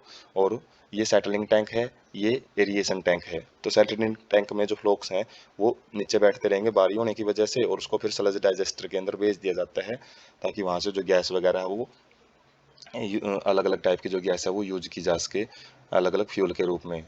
और उसके बाद जो ये इफ्लुएंट है उसको डिसइंफेक्शन, डिसइंफेक्शन का मतलब जैसे उसके अंदर क्लोरीन वगैरह है वो मिलाई जाती है, यूवी लाइट है, उससे इसको पास किया जाता है, जिसके द्वारा ज़्यादातर जो डिजीज कोजिंग ऑर्गेनिज्म अभी भी बचे हुए हैं तो उनको ख़त्म किया जाता है।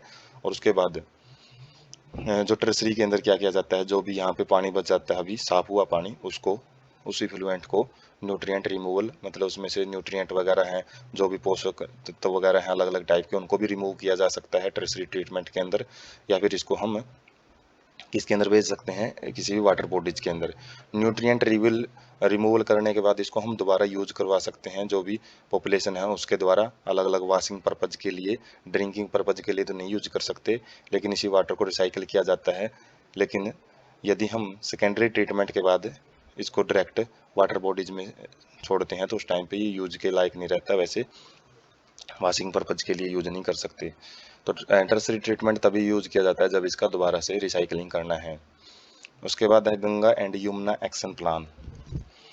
तो ministry of environment and forest has initiated, जो मंत्रालय है वातावरण और जो फॉरेस्ट से रिलेटेड एक्टिविटी देखता है, तो उन्होंने क्या इनिशिएट किया है, Ganga action plan and Yamuna action plan, जिसको GAP और YAP भी बोलते हैं। क्या करने के लिए, जो हमारी बहुत ही महत्वपूर्ण नदी हैं गंगा और यमुना, उनको पोल्यूशन से बचाने के लिए ये गंगा एक्शन प्लान और यमुना एक्शन प्लान है, उनको मतलब स्टार्ट किया है। ड्यू टू इंक्रीजिंग अर्बनाइजेशन, जितना ज़्यादा नगर बसते जा रहे हैं, जो सीवेज प्रोडक्शन है वो भी बहुत ज़्यादा मात्रा में प्रोड्यूस हो रहा है हर साल और हर दिन। Untreated savage is open discharge directly into the reverse, और जो अनट्रीटेड का मतलब जिसको बिना ट्रीटमेंट के, बिना सीवेज ट्रीटमेंट प्लांट्स के उसको ठीक किए, जो वो नदियों में छोड़ दिया जाता है, और जिसकी वजह से जो पोल्यूशन है और जो increase in water borne disease है, प्रदूषण फैलता है, और प्रदूषण से जो वाटर बोर्न डिजीज है, पानी से फैलने वाली बीमारियां वो बढ़ती जाती हैं। Propose to build a large number of sewage treatment plants, तो इसके अंदर जो ये एक्शन प्लान है, इनके अंदर क्या किया जाता है, ज़्यादा से ज़्यादा सीवेज ट्रीटमेंट प्लांट हैं वो लगाने के लिए जो फंड है वो दिया जाता है, अलग अलग जो स्टेट गवर्नमेंट है, जो लोकल गवर्नमेंट है, डिस्ट्रिक्ट गवर्नमेंट, उनको।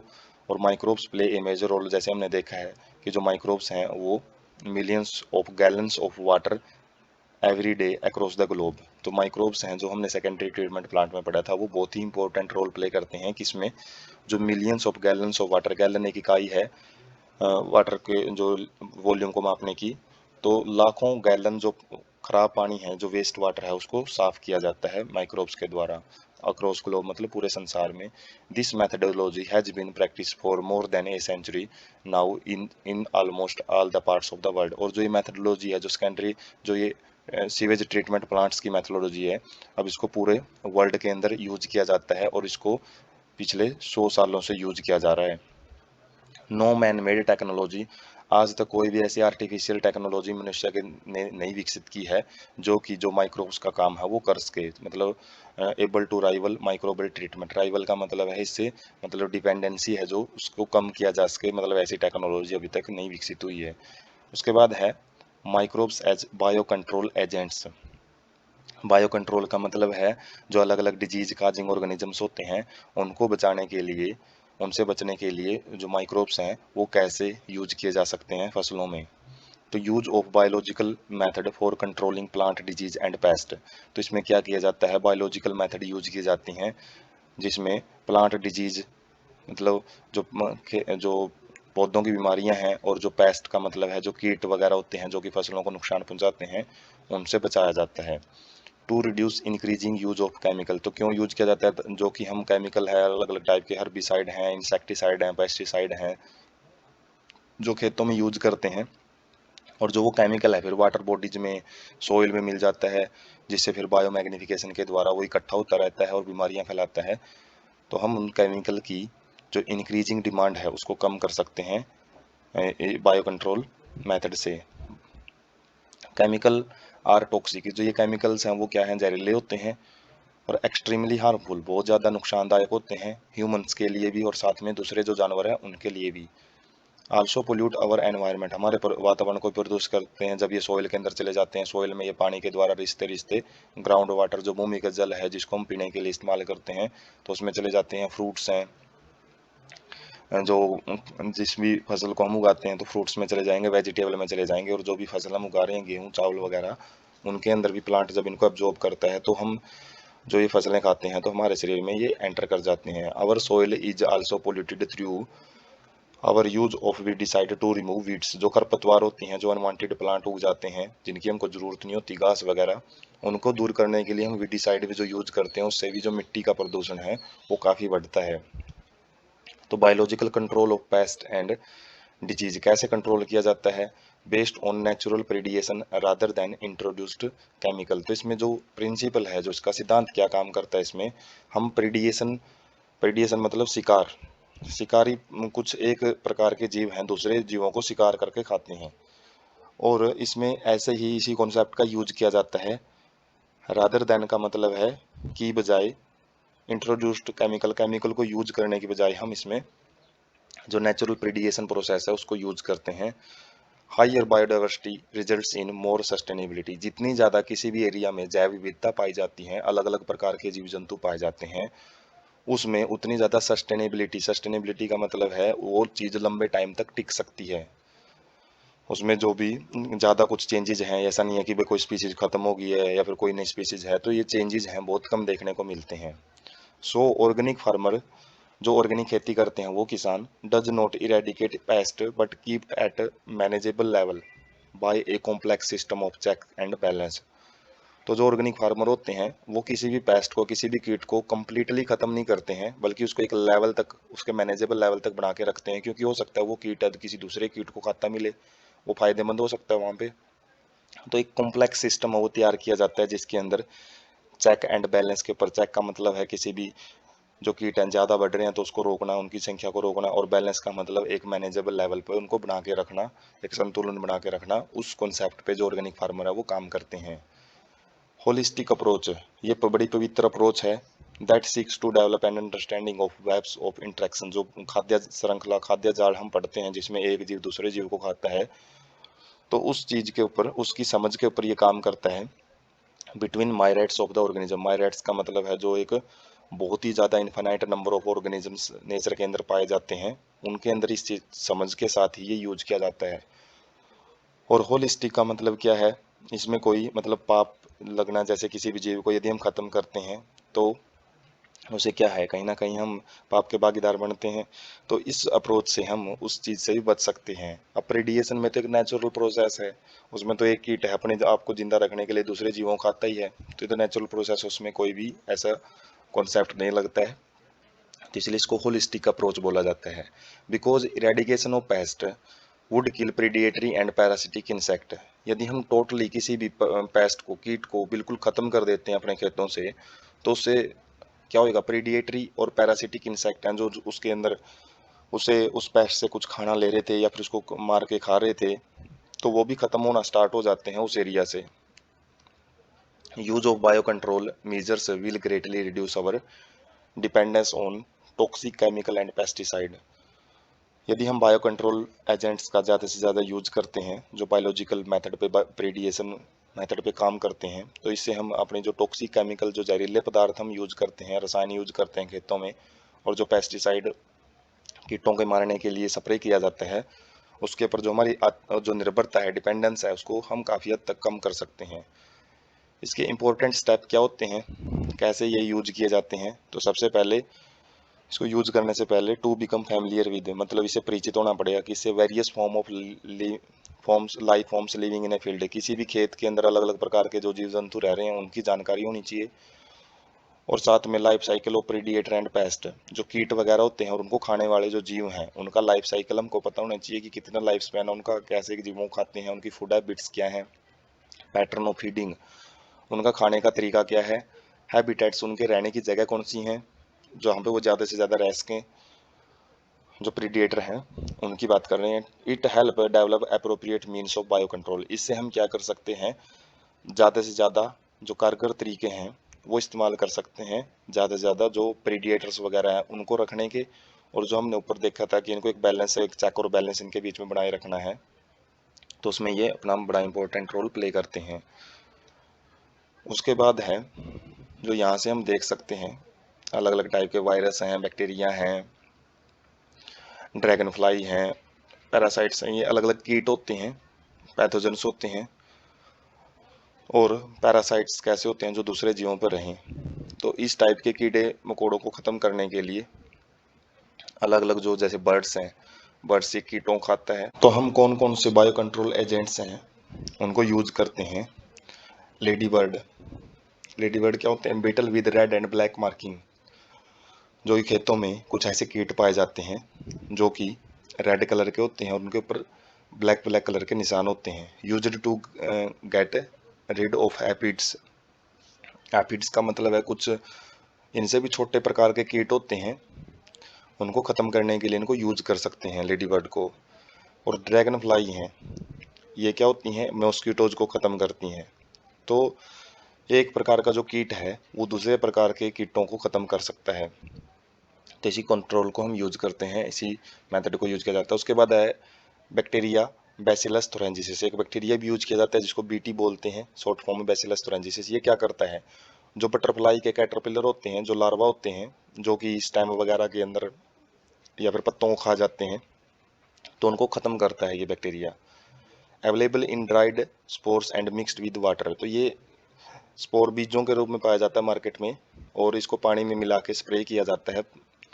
Spread on to affected plant, मतलब उन प्लांट्स के ऊपर जहाँ पे जो लार्वा वगैरह हैं ज़्यादा पाए जाते हैं तो उनके ऊपर इनको स्प्रे किया जाता है। जैसे कि इन प्लांट्स में ज़्यादा पाए जाते हैं ब्रासिकस एंड फ्रूट ट्रीज, जो फल वाले पौधे होते हैं उनके अंदर, पेड़ों के अंदर। और ब्रासिका मतलब जो मस्टर्ड होती है, सरसों, तो उन प्लांट्स को बचाने के लिए इसका स्प्रे किया जाता है। इन गट ऑफ लार्वा, लार्वा के अंदर जब ये बैक्टीरिया जाता है तो एक टॉक्सिन सब्सटेंस है वो रिलीज करता है, जैसे मतलब ये स्प्रे किया जाता है पत्तों के ऊपर गिरेगा ये, और पत्तों को जब ये लार्वा खाएगा तो लार्वा के अंदर जो गट है उसकी एलिमेंट्री कैनाल है, जो फूड पाइप है, उसके अंदर चला जाता है और उसमें जाके ये टॉक्सिन एक जहरीला पदार्थ है वो रिलीज करता है, जिससे जो लार्वा की जो गट है वो पोरस हो जाते हैं, उसमें छिद्र वगैरह हो जाते हैं, और जिसकी वजह से जो लार्वा इन्फेक्शन की वजह से उसकी डेथ हो जाती है। और इससे अदर इंसेक्ट हैं, केवल ये लार्वा के अंदर ही जाके एक्टिव होता है, उसकी गटवाल में जाके एक्टिव होता है, क्योंकि इसका जो टॉक्सिक सब्सटेंस है वो केवल एक एल्कलाइन पीएच पे ही काम करता है। ये हम बायोटेक्नोलॉजी में भी इस टॉपिक को डिस्कस करेंगे बीटी कॉटन के नाम से, तो वहाँ पे थोड़ा सा एक अलग कॉन्सेप्ट चलेगा, काम वहाँ पे भी बैसिलस थोरेंजिस का यूज किया जाता है।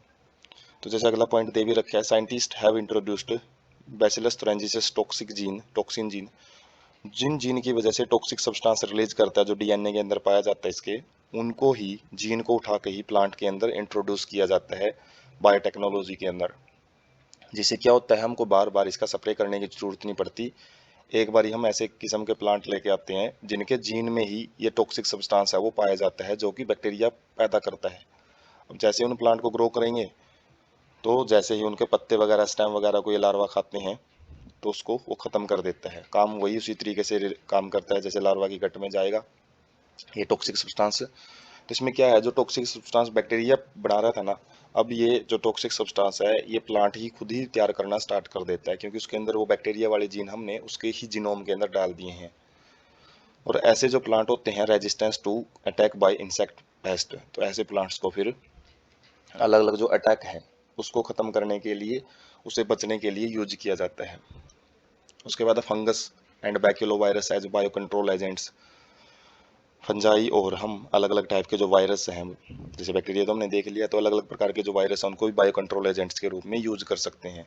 तो इसमें ट्राइकोडर्मा फंगस आती है एक, तो ये फ्री लिविंग फंगस होती हैं, very common in root ecosystem. जो सोइल है, मिट्टी के अंदर जड़ों के बीच में पाई जाती हैं, ये फ्रीली रह सकती हैं, अकेले रह सकती हैं, किसी भी एसोसिएशन में रहने की इसको जरूरत नहीं है, किसी दूसरे जीव के साथ रहने की जरूरत नहीं होती इसको।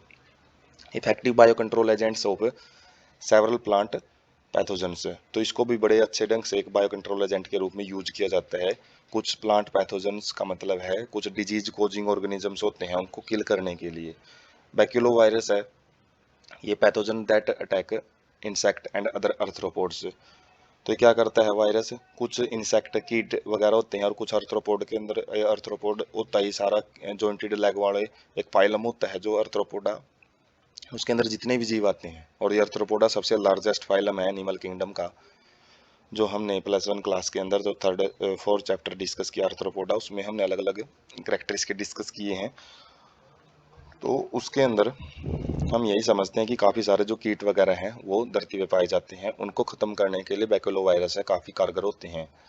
Used as biological control agents are in genus nucleo polyhedro virus.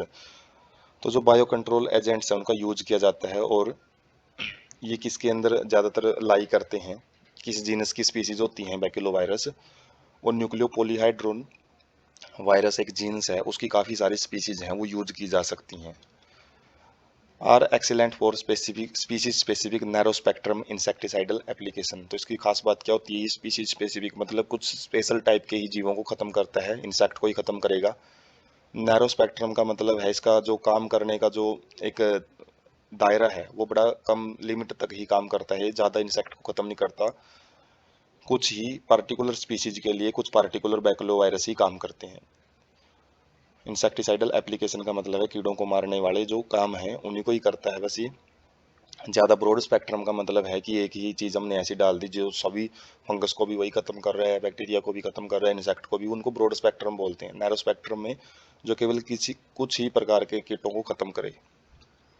Have no negative impact on plants, mammals, birds, fish और even on non target insect. तो इसका कोई भी नेगेटिव इम्पैक्ट, नेगेटिव प्रभाव है वो नहीं देखने को मिलता है किसी भी प्लांट जिसके ऊपर इनको छिड़काव किया जाता है, या फिर जो मैमल्स इन प्लांट्स को खाते हैं, बर्ड्स पक्षी खाते हैं, फिश वगैरह हैं, उनके ऊपर इस वायरस का कोई असर नहीं रहता है।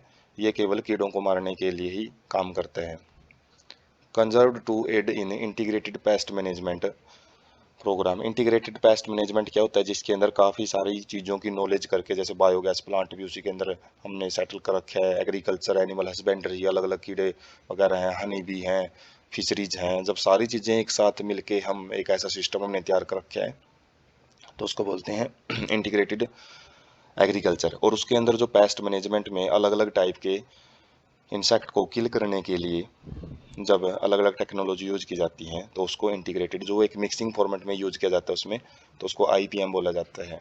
और ecologically sensitive area is being treated. तो इनको कंजर्व का मतलब है इनको सुरक्षित करके रखते हैं बैक्यूलो वायरस को, किसके अंदर, इंटीग्रेटेड पेस्ट मैनेजमेंट के अंदर, अलग अलग प्रकार के जीवों को खत्म करने के लिए, साथ में जो हार्मफुल जीव है उनको, और साथ में जो इकोलॉजिकल सेंसिटिव एरिया होते हैं, मतलब हम वहाँ पे कुछ ऐसे टाइप के केमिकल यूज नहीं कर सकते जो कि एकदम से सारी बायोडाइवर्सिटी को ख़त्म करें। ब्रॉड स्पेक्ट्रम हम वहाँ पे यूज नहीं कर सकते, तो वहाँ पे नैरो स्पेक्ट्रम इंसेक्टिसाइडल जो एप्लीकेशंस हैं वो यूज की जाती हैं, तो वहाँ पे बैक्यूलो वायरस बड़े कारगर सिद्ध होते हैं। उसके बाद है जो लास्ट टॉपिक रहेगा हमारा, microbes as bio fertilisers. Bio fertiliser क्या होते हैं, जो कि उर्वरक शक्ति होती है, जो फर्टिलिटी पावर है सॉइल की, उसको बढ़ाते हैं। तो इसमें क्या किया जाता है, use of chemical fertiliser to meet over increasing demand of food cause pollution. यदि हम लगातार जो खाद वगैरह खेतों में डालते हैं हर सीजन में, हर फसल के एक साइकिल के बाद, तो उसमें क्या है, ज़्यादा खाने की पैदावार वगैरह है उसको बढ़ाने के लिए यूज किया जाता है, लेकिन ये पोल्यूशन बड़ा फैलाता है। Over use of chemical fertiliser, यदि हम ज़्यादा रासायनिक उर्वरकों का इस्तेमाल करते हैं तो उसकी वजह से रीजन टू स्विच, मतलब इनका ज़्यादा ओवर यूज करना ही एक मेन रीजन है किसका, ऑर्गेनिक फार्मिंग का। ऑर्गेनिक फार्मिंग में किया जाता है, कोई भी केमिकल वगैरह है, केमिकल फर्टिलाइजर, पेस्टिसाइड वगैरह ये यूज नहीं किए जाते, तो उसमें बायो फर्टिलाइजर हैं वो यूज किए जाते हैं। तो बायो फर्टिलाइजर क्या है, इनके अंदर वो ऑर्गेनिज्म आ जाते हैं जो कि enrich nutrient quality of soil, जो कि मिट्टी की पोषक तत्व वाली जो गुणवत्ता है उसको इंक्रीज कर देते हैं। Main source are bacteria. तो बायो फर्टिलाइजर में जो मेन सोर्स हैं जो कि मिट्टी की उर्वरक शक्ति बढ़ाते हैं, उसमें बैक्टीरिया, फंजाई और साइनोबैक्टीरिया, मतलब ब्लू ग्रीन एल्गी बैक्टीरिया में ही आ जाते हैं। ये बैक्टीरिया का टाइप है। तो ये मेन सोर्स होते हैं जो बायो फर्टिलाइजर में यूज किए जाते हैं। उसके बाद nodules on leguminous plant, leguminosae family होती है, जो दालें या फिर जो सोयाबीन वगैरह जो कि प्रोटीनस फूड होते हैं खासकर, तो उनकी जड़ों के अंदर राइजोबियम टाइप का एक बैक्टीरिया पाया जाता है जो कि नाइट्रोजन फिक्सेशन भी करता है। नाइट्रोजन फिक्सेशन करेगा तो नाइट्रेट्स वगैरह है, जैसे बता रखा, फिक्स नाइट्रोजन, जो नाइट्रोजन गैस है उसको ऑर्गेनिक फॉर्म में नाइट्राइट, नाइट्रेट्स की फॉर्म में बदल देता है, जो कि प्लांट्स एक न्यूट्रिशन के रूप में यूज कर सकते हैं। और free living bacteria fix atmospheric nitrogen in soil, और कुछ ऐसे फ्री लिविंग भी होते हैं तो सिम्बियोटिक एसोसिएशन में रहता है, जो कि जड़ों में पाया जाता है, माइकोराइजा बना के रहता है। ये माइकोराइजा मतलब एक एसोसिएशन होता है, जड़ों के साथ मिलकर काम करता है। ये जड़ें इनको खाना पानी देती रहती हैं और जो राइजोबियम है वो उनके लिए नाइट्रोजन फिक्सेशन करेगा। जबकि कुछ फ्री लिविंग बैक्टीरिया, मिट्टी के अंदर कुछ बैक्टीरिया पाए जाते हैं जो डायरेक्टली क्या करते हैं, नाइट्रोजन को फिक्स करते हैं, अलग अलग फॉर्म में बदलते हैं, अमोनिया की फॉर्म में, अमाइनो आयन्स, अमोनियम आयन उनकी फॉर्म में बदल देते हैं। जो +1 क्लास में एक नाइट्रोजन साइकिल चैप्टर रहता है तो उसके अंदर भी काफ़ी डिटेल में ये प्रोसेस है वो समझाई गई होती है। तो एजोस्पाइरलम और एजोबैक्टर ऐसे ही फ्री लिविंग बैक्टीरिया होते हैं जो नाइट्रोजन फिक्सेशन करते हैं। तो ये बायो फर्टिलाइजर्स क्या रहते हैं मेनली, जैसे कि कुछ जगह पे दालें हैं उनको उगाया जाता है। कब, जैसे एक फसल का साइकिल पूरा हो जाता है तो दालों को उगाया जाता है, और उसके बाद जो भी वो पेड़ अच्छे ढंग से एक मैच्योर स्टेज तक जा रहे होते हैं तो उसी टाइम उसको मिट्टी में मिला दिया जाता है, जो अलग अलग एग्रीकल्चर प्रैक्टिस के द्वारा। उससे क्या होता है कि जो लेग्यूमिनस प्लांट होते हैं उनकी जड़ों में पाया जाने वाला जो राइजोबियम होता है वो ज़्यादा से ज़्यादा नाइट्रोजन को नाइट्रेट या नाइट्राइट्स की फॉर्म में बदल देता है, ताकि जो अगली वाली जो हम फसल उगाएं उस नाइट्रेट्स को प्लांट है वो यूज कर सके। तो ये हम देख सकते हैं अलग अलग प्रकार के जो बायो फर्टिलाइजर इनएकुलेशन के अंदर हम bacteria, fungi, algae, symbiotic association जैसे राइजोबिया, वीएम, इनको यूज करते हैं। तो इसमें इम्प्रूव सोइल हेल्थ, तो इसमें मिट्टी की जो हेल्थ है, स्वास्थ्य है, उसको इम्प्रूव किया जाता है। Maintain microbial constrain in the soil, मतलब इनकी जो लेवल है उनको मेंटेन करके रखा जाता है, जिससे कि नाइट्रोजन फिक्सर, पोटासियम, फास्फोरस और माइक्रो न्यूट्रिएंट्स को ये ज़्यादा से ज़्यादा मिट्टी के अंदर बढ़ाने का काम करते हैं।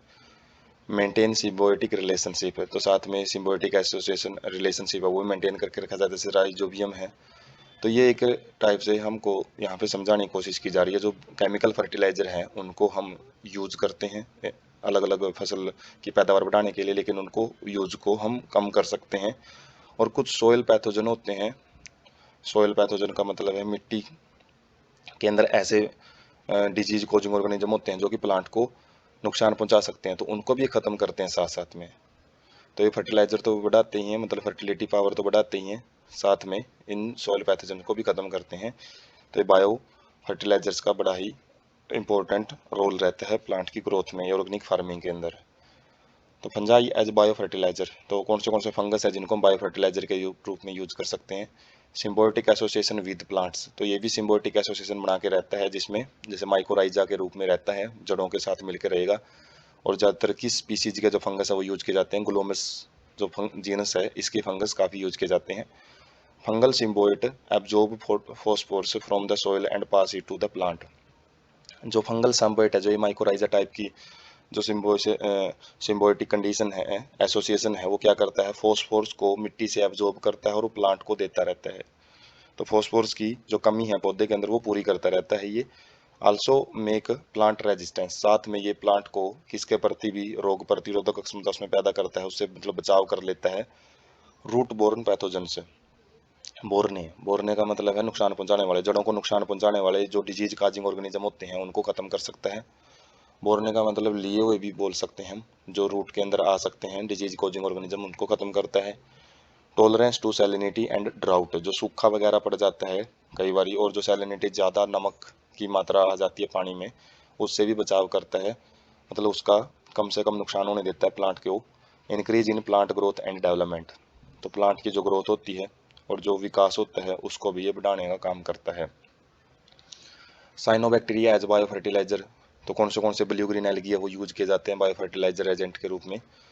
Autotrophic microbes distributed in aquatic and terrestrial environment, तो पानी के अंदर और जो स्थल के अंदर काफ़ी सारे ऐसे माइक्रोब्स पाए जाते हैं जो ऑटोट्रोपिक होते हैं, जो अपना खाना खुद तैयार कर सकते हैं।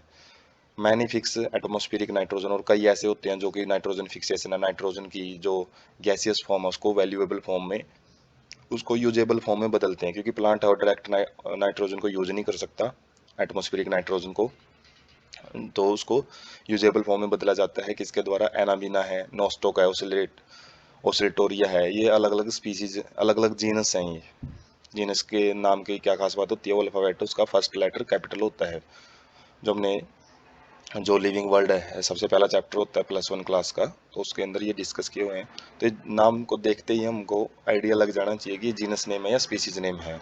उसके बाद है serve as bio fertiliser in paddy field, तो पैडी फील्ड होते हैं जो धान के खेत होते हैं, तो उनके अंदर ये बायो फर्टिलाइजर का काम करते हैं तीनों cyanobacteria. Also add organic matter to the soil and increase its fertility, और साथ में क्या करते हैं, ऑर्गेनिक मैटर होता है जो उसको बढ़ा देते हैं, ताकि जो डायरेक्ट जैसे प्लांट की मेहनत लगती है इनऑर्गेनिक सब्सटेंस से ऑर्गेनिक सब्सटेंस बनाने के लिए, तो जो ऑर्गेनिक मैटर है ये डायरेक्ट ये उसको ऐड कर देते हैं, और जिससे जो ऑर्गेनिक मैटर है वो जो भी प्लांट है उसको आसानी से यूज कर सकता है, और जिससे मिट्टी की जो उपजाऊ शक्ति है वो ऑटोमेटिकली बढ़ जाती है। Available commercially in market and farmer use these regularly, तो ये मार्केट के अंदर काफ़ी मात्रा में पाए जाते हैं और इनको अवेलेबल होते हैं, मतलब, और किसान इनको रेगुलरली यूज कर सकता है।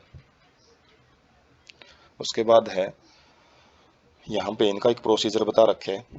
जैसे राइजोस्फीयर है, मतलब जहाँ पे राइजोबियम बैक्टीरिया पाए जाते हैं, माइकोराइजल एसोसिएशन जहाँ पे देखने को मिलता है, जिनके अंदर दोनों के अंदर पॉजिटिव पॉजिटिव टाइप का इंटरेक्शन पाया जाता है। दोनों का फायदा होता है, राइजोप्स क्या करता है, नाइट्रोजन फिक्सेशन, और प्लांट इसको खाना पानी देता रहता है। तो उस एसोसिएशन में से राइजोबियम बैक्टीरिया को अलग से निकाल लिया जाता है। उसके अंदर laboratory and green house screening की जाती है, मतलब उसको चेक कर करके देखा जाता है, उसके अंदर अलग अलग एक्सपेरिमेंट करके देखे जाएंगे कि ये कितना कारगर है। उसके बाद उसको फील्ड के अंदर इवेलुएट के लिए उसको रख दिया जाता है खेतों में, उसको जो भी फसलें हमने यहाँ पे उनके द्वारा तैयार की हैं तो उसको अब फील्ड के अंदर यूज किया जाता है। अब यहाँ पे तो उसको सारी है जो कंडीशन फेवरेबल कंडीशन दे रखी है, लेकिन फील्ड में तो हर टाइप की कंडीशन रहेगी, उसमें उसको चेक किया जाता है कि कितना कारगर है ये। उसके बाद combination of strains and synthetic synergistic effect on the crops, तो उसके बाद अलग अलग नस्लों को, अलग अलग जो स्ट्रेन होती हैं उनको एक साथ मिला के उनके जो हाइब्रिडाइजेशन है वो तैयार की जाती है, और उसके बाद उनके जो क्रॉप्स हैं क्रॉप के ऊपर उनका इफेक्ट देखा जाता है कि कितना फ़ायदेमंद है ये। Product refinement and toxicity analysis, उसके बाद क्या किया जाता है, प्रोडक्ट को रिफाइन मतलब साफ़ किया जाता है, और उसके जो टॉक्सिक्स इफेक्ट हैं उनको भी निरीक्षण किया जाता है। उसके बाद उसका प्रोडक्ट फॉर्मुलेशन, मतलब एक ऐसा प्रोडक्ट तैयार किया जाता है जिसको हम खेतों में यूज कर सकते हैं और मार्केट में बिक्री के लिए सबसे पहले उसको अप्रूव किया जाता है। रेगुलेटरी अप्रूवल एंड सर्टिफिकेशन, उसको सर्टिफिकेट दिया जाता है भाई ये कोई भी अलग अलग टाइप की जो नुकसान है वो नहीं पहुंचा सकता, तो इसके लिए अप्रूवल ज़रूरी होता है उसका, भाई उसको मार्केट में यूज कर भी सकते हैं नहीं कर सकते, और सर्टिफिकेट मिलता है उसको उसकी प्योरिटी के लिए हो सकता है, उसकी गुणवत्ता के लिए हो सकता है, और उसके बाद एक न्यू प्रोडक्ट के रूप में उसको मार्केट के अंदर लॉन्च कर दिया जाता है। तो ये बायो फर्टिलाइजर जो मार्केट में हमको अवेलेबल होते हैं तो वो इस प्रोसीजर से गुजरते हैं, उनको लिया तो नेचुरल इकोसिस्टम से ही जाता है, लेकिन उसके बाद उसकी काफ़ी सारी लैब के अंदर और फील्ड के अंदर इवेलुएशन करके उसके बाद हाइब्रिडाइजेशन वगैरह करके अलग अलग नस्लों की ज़्यादा से ज़्यादा अच्छी क्वालिटी है वो तैयार की जाती है।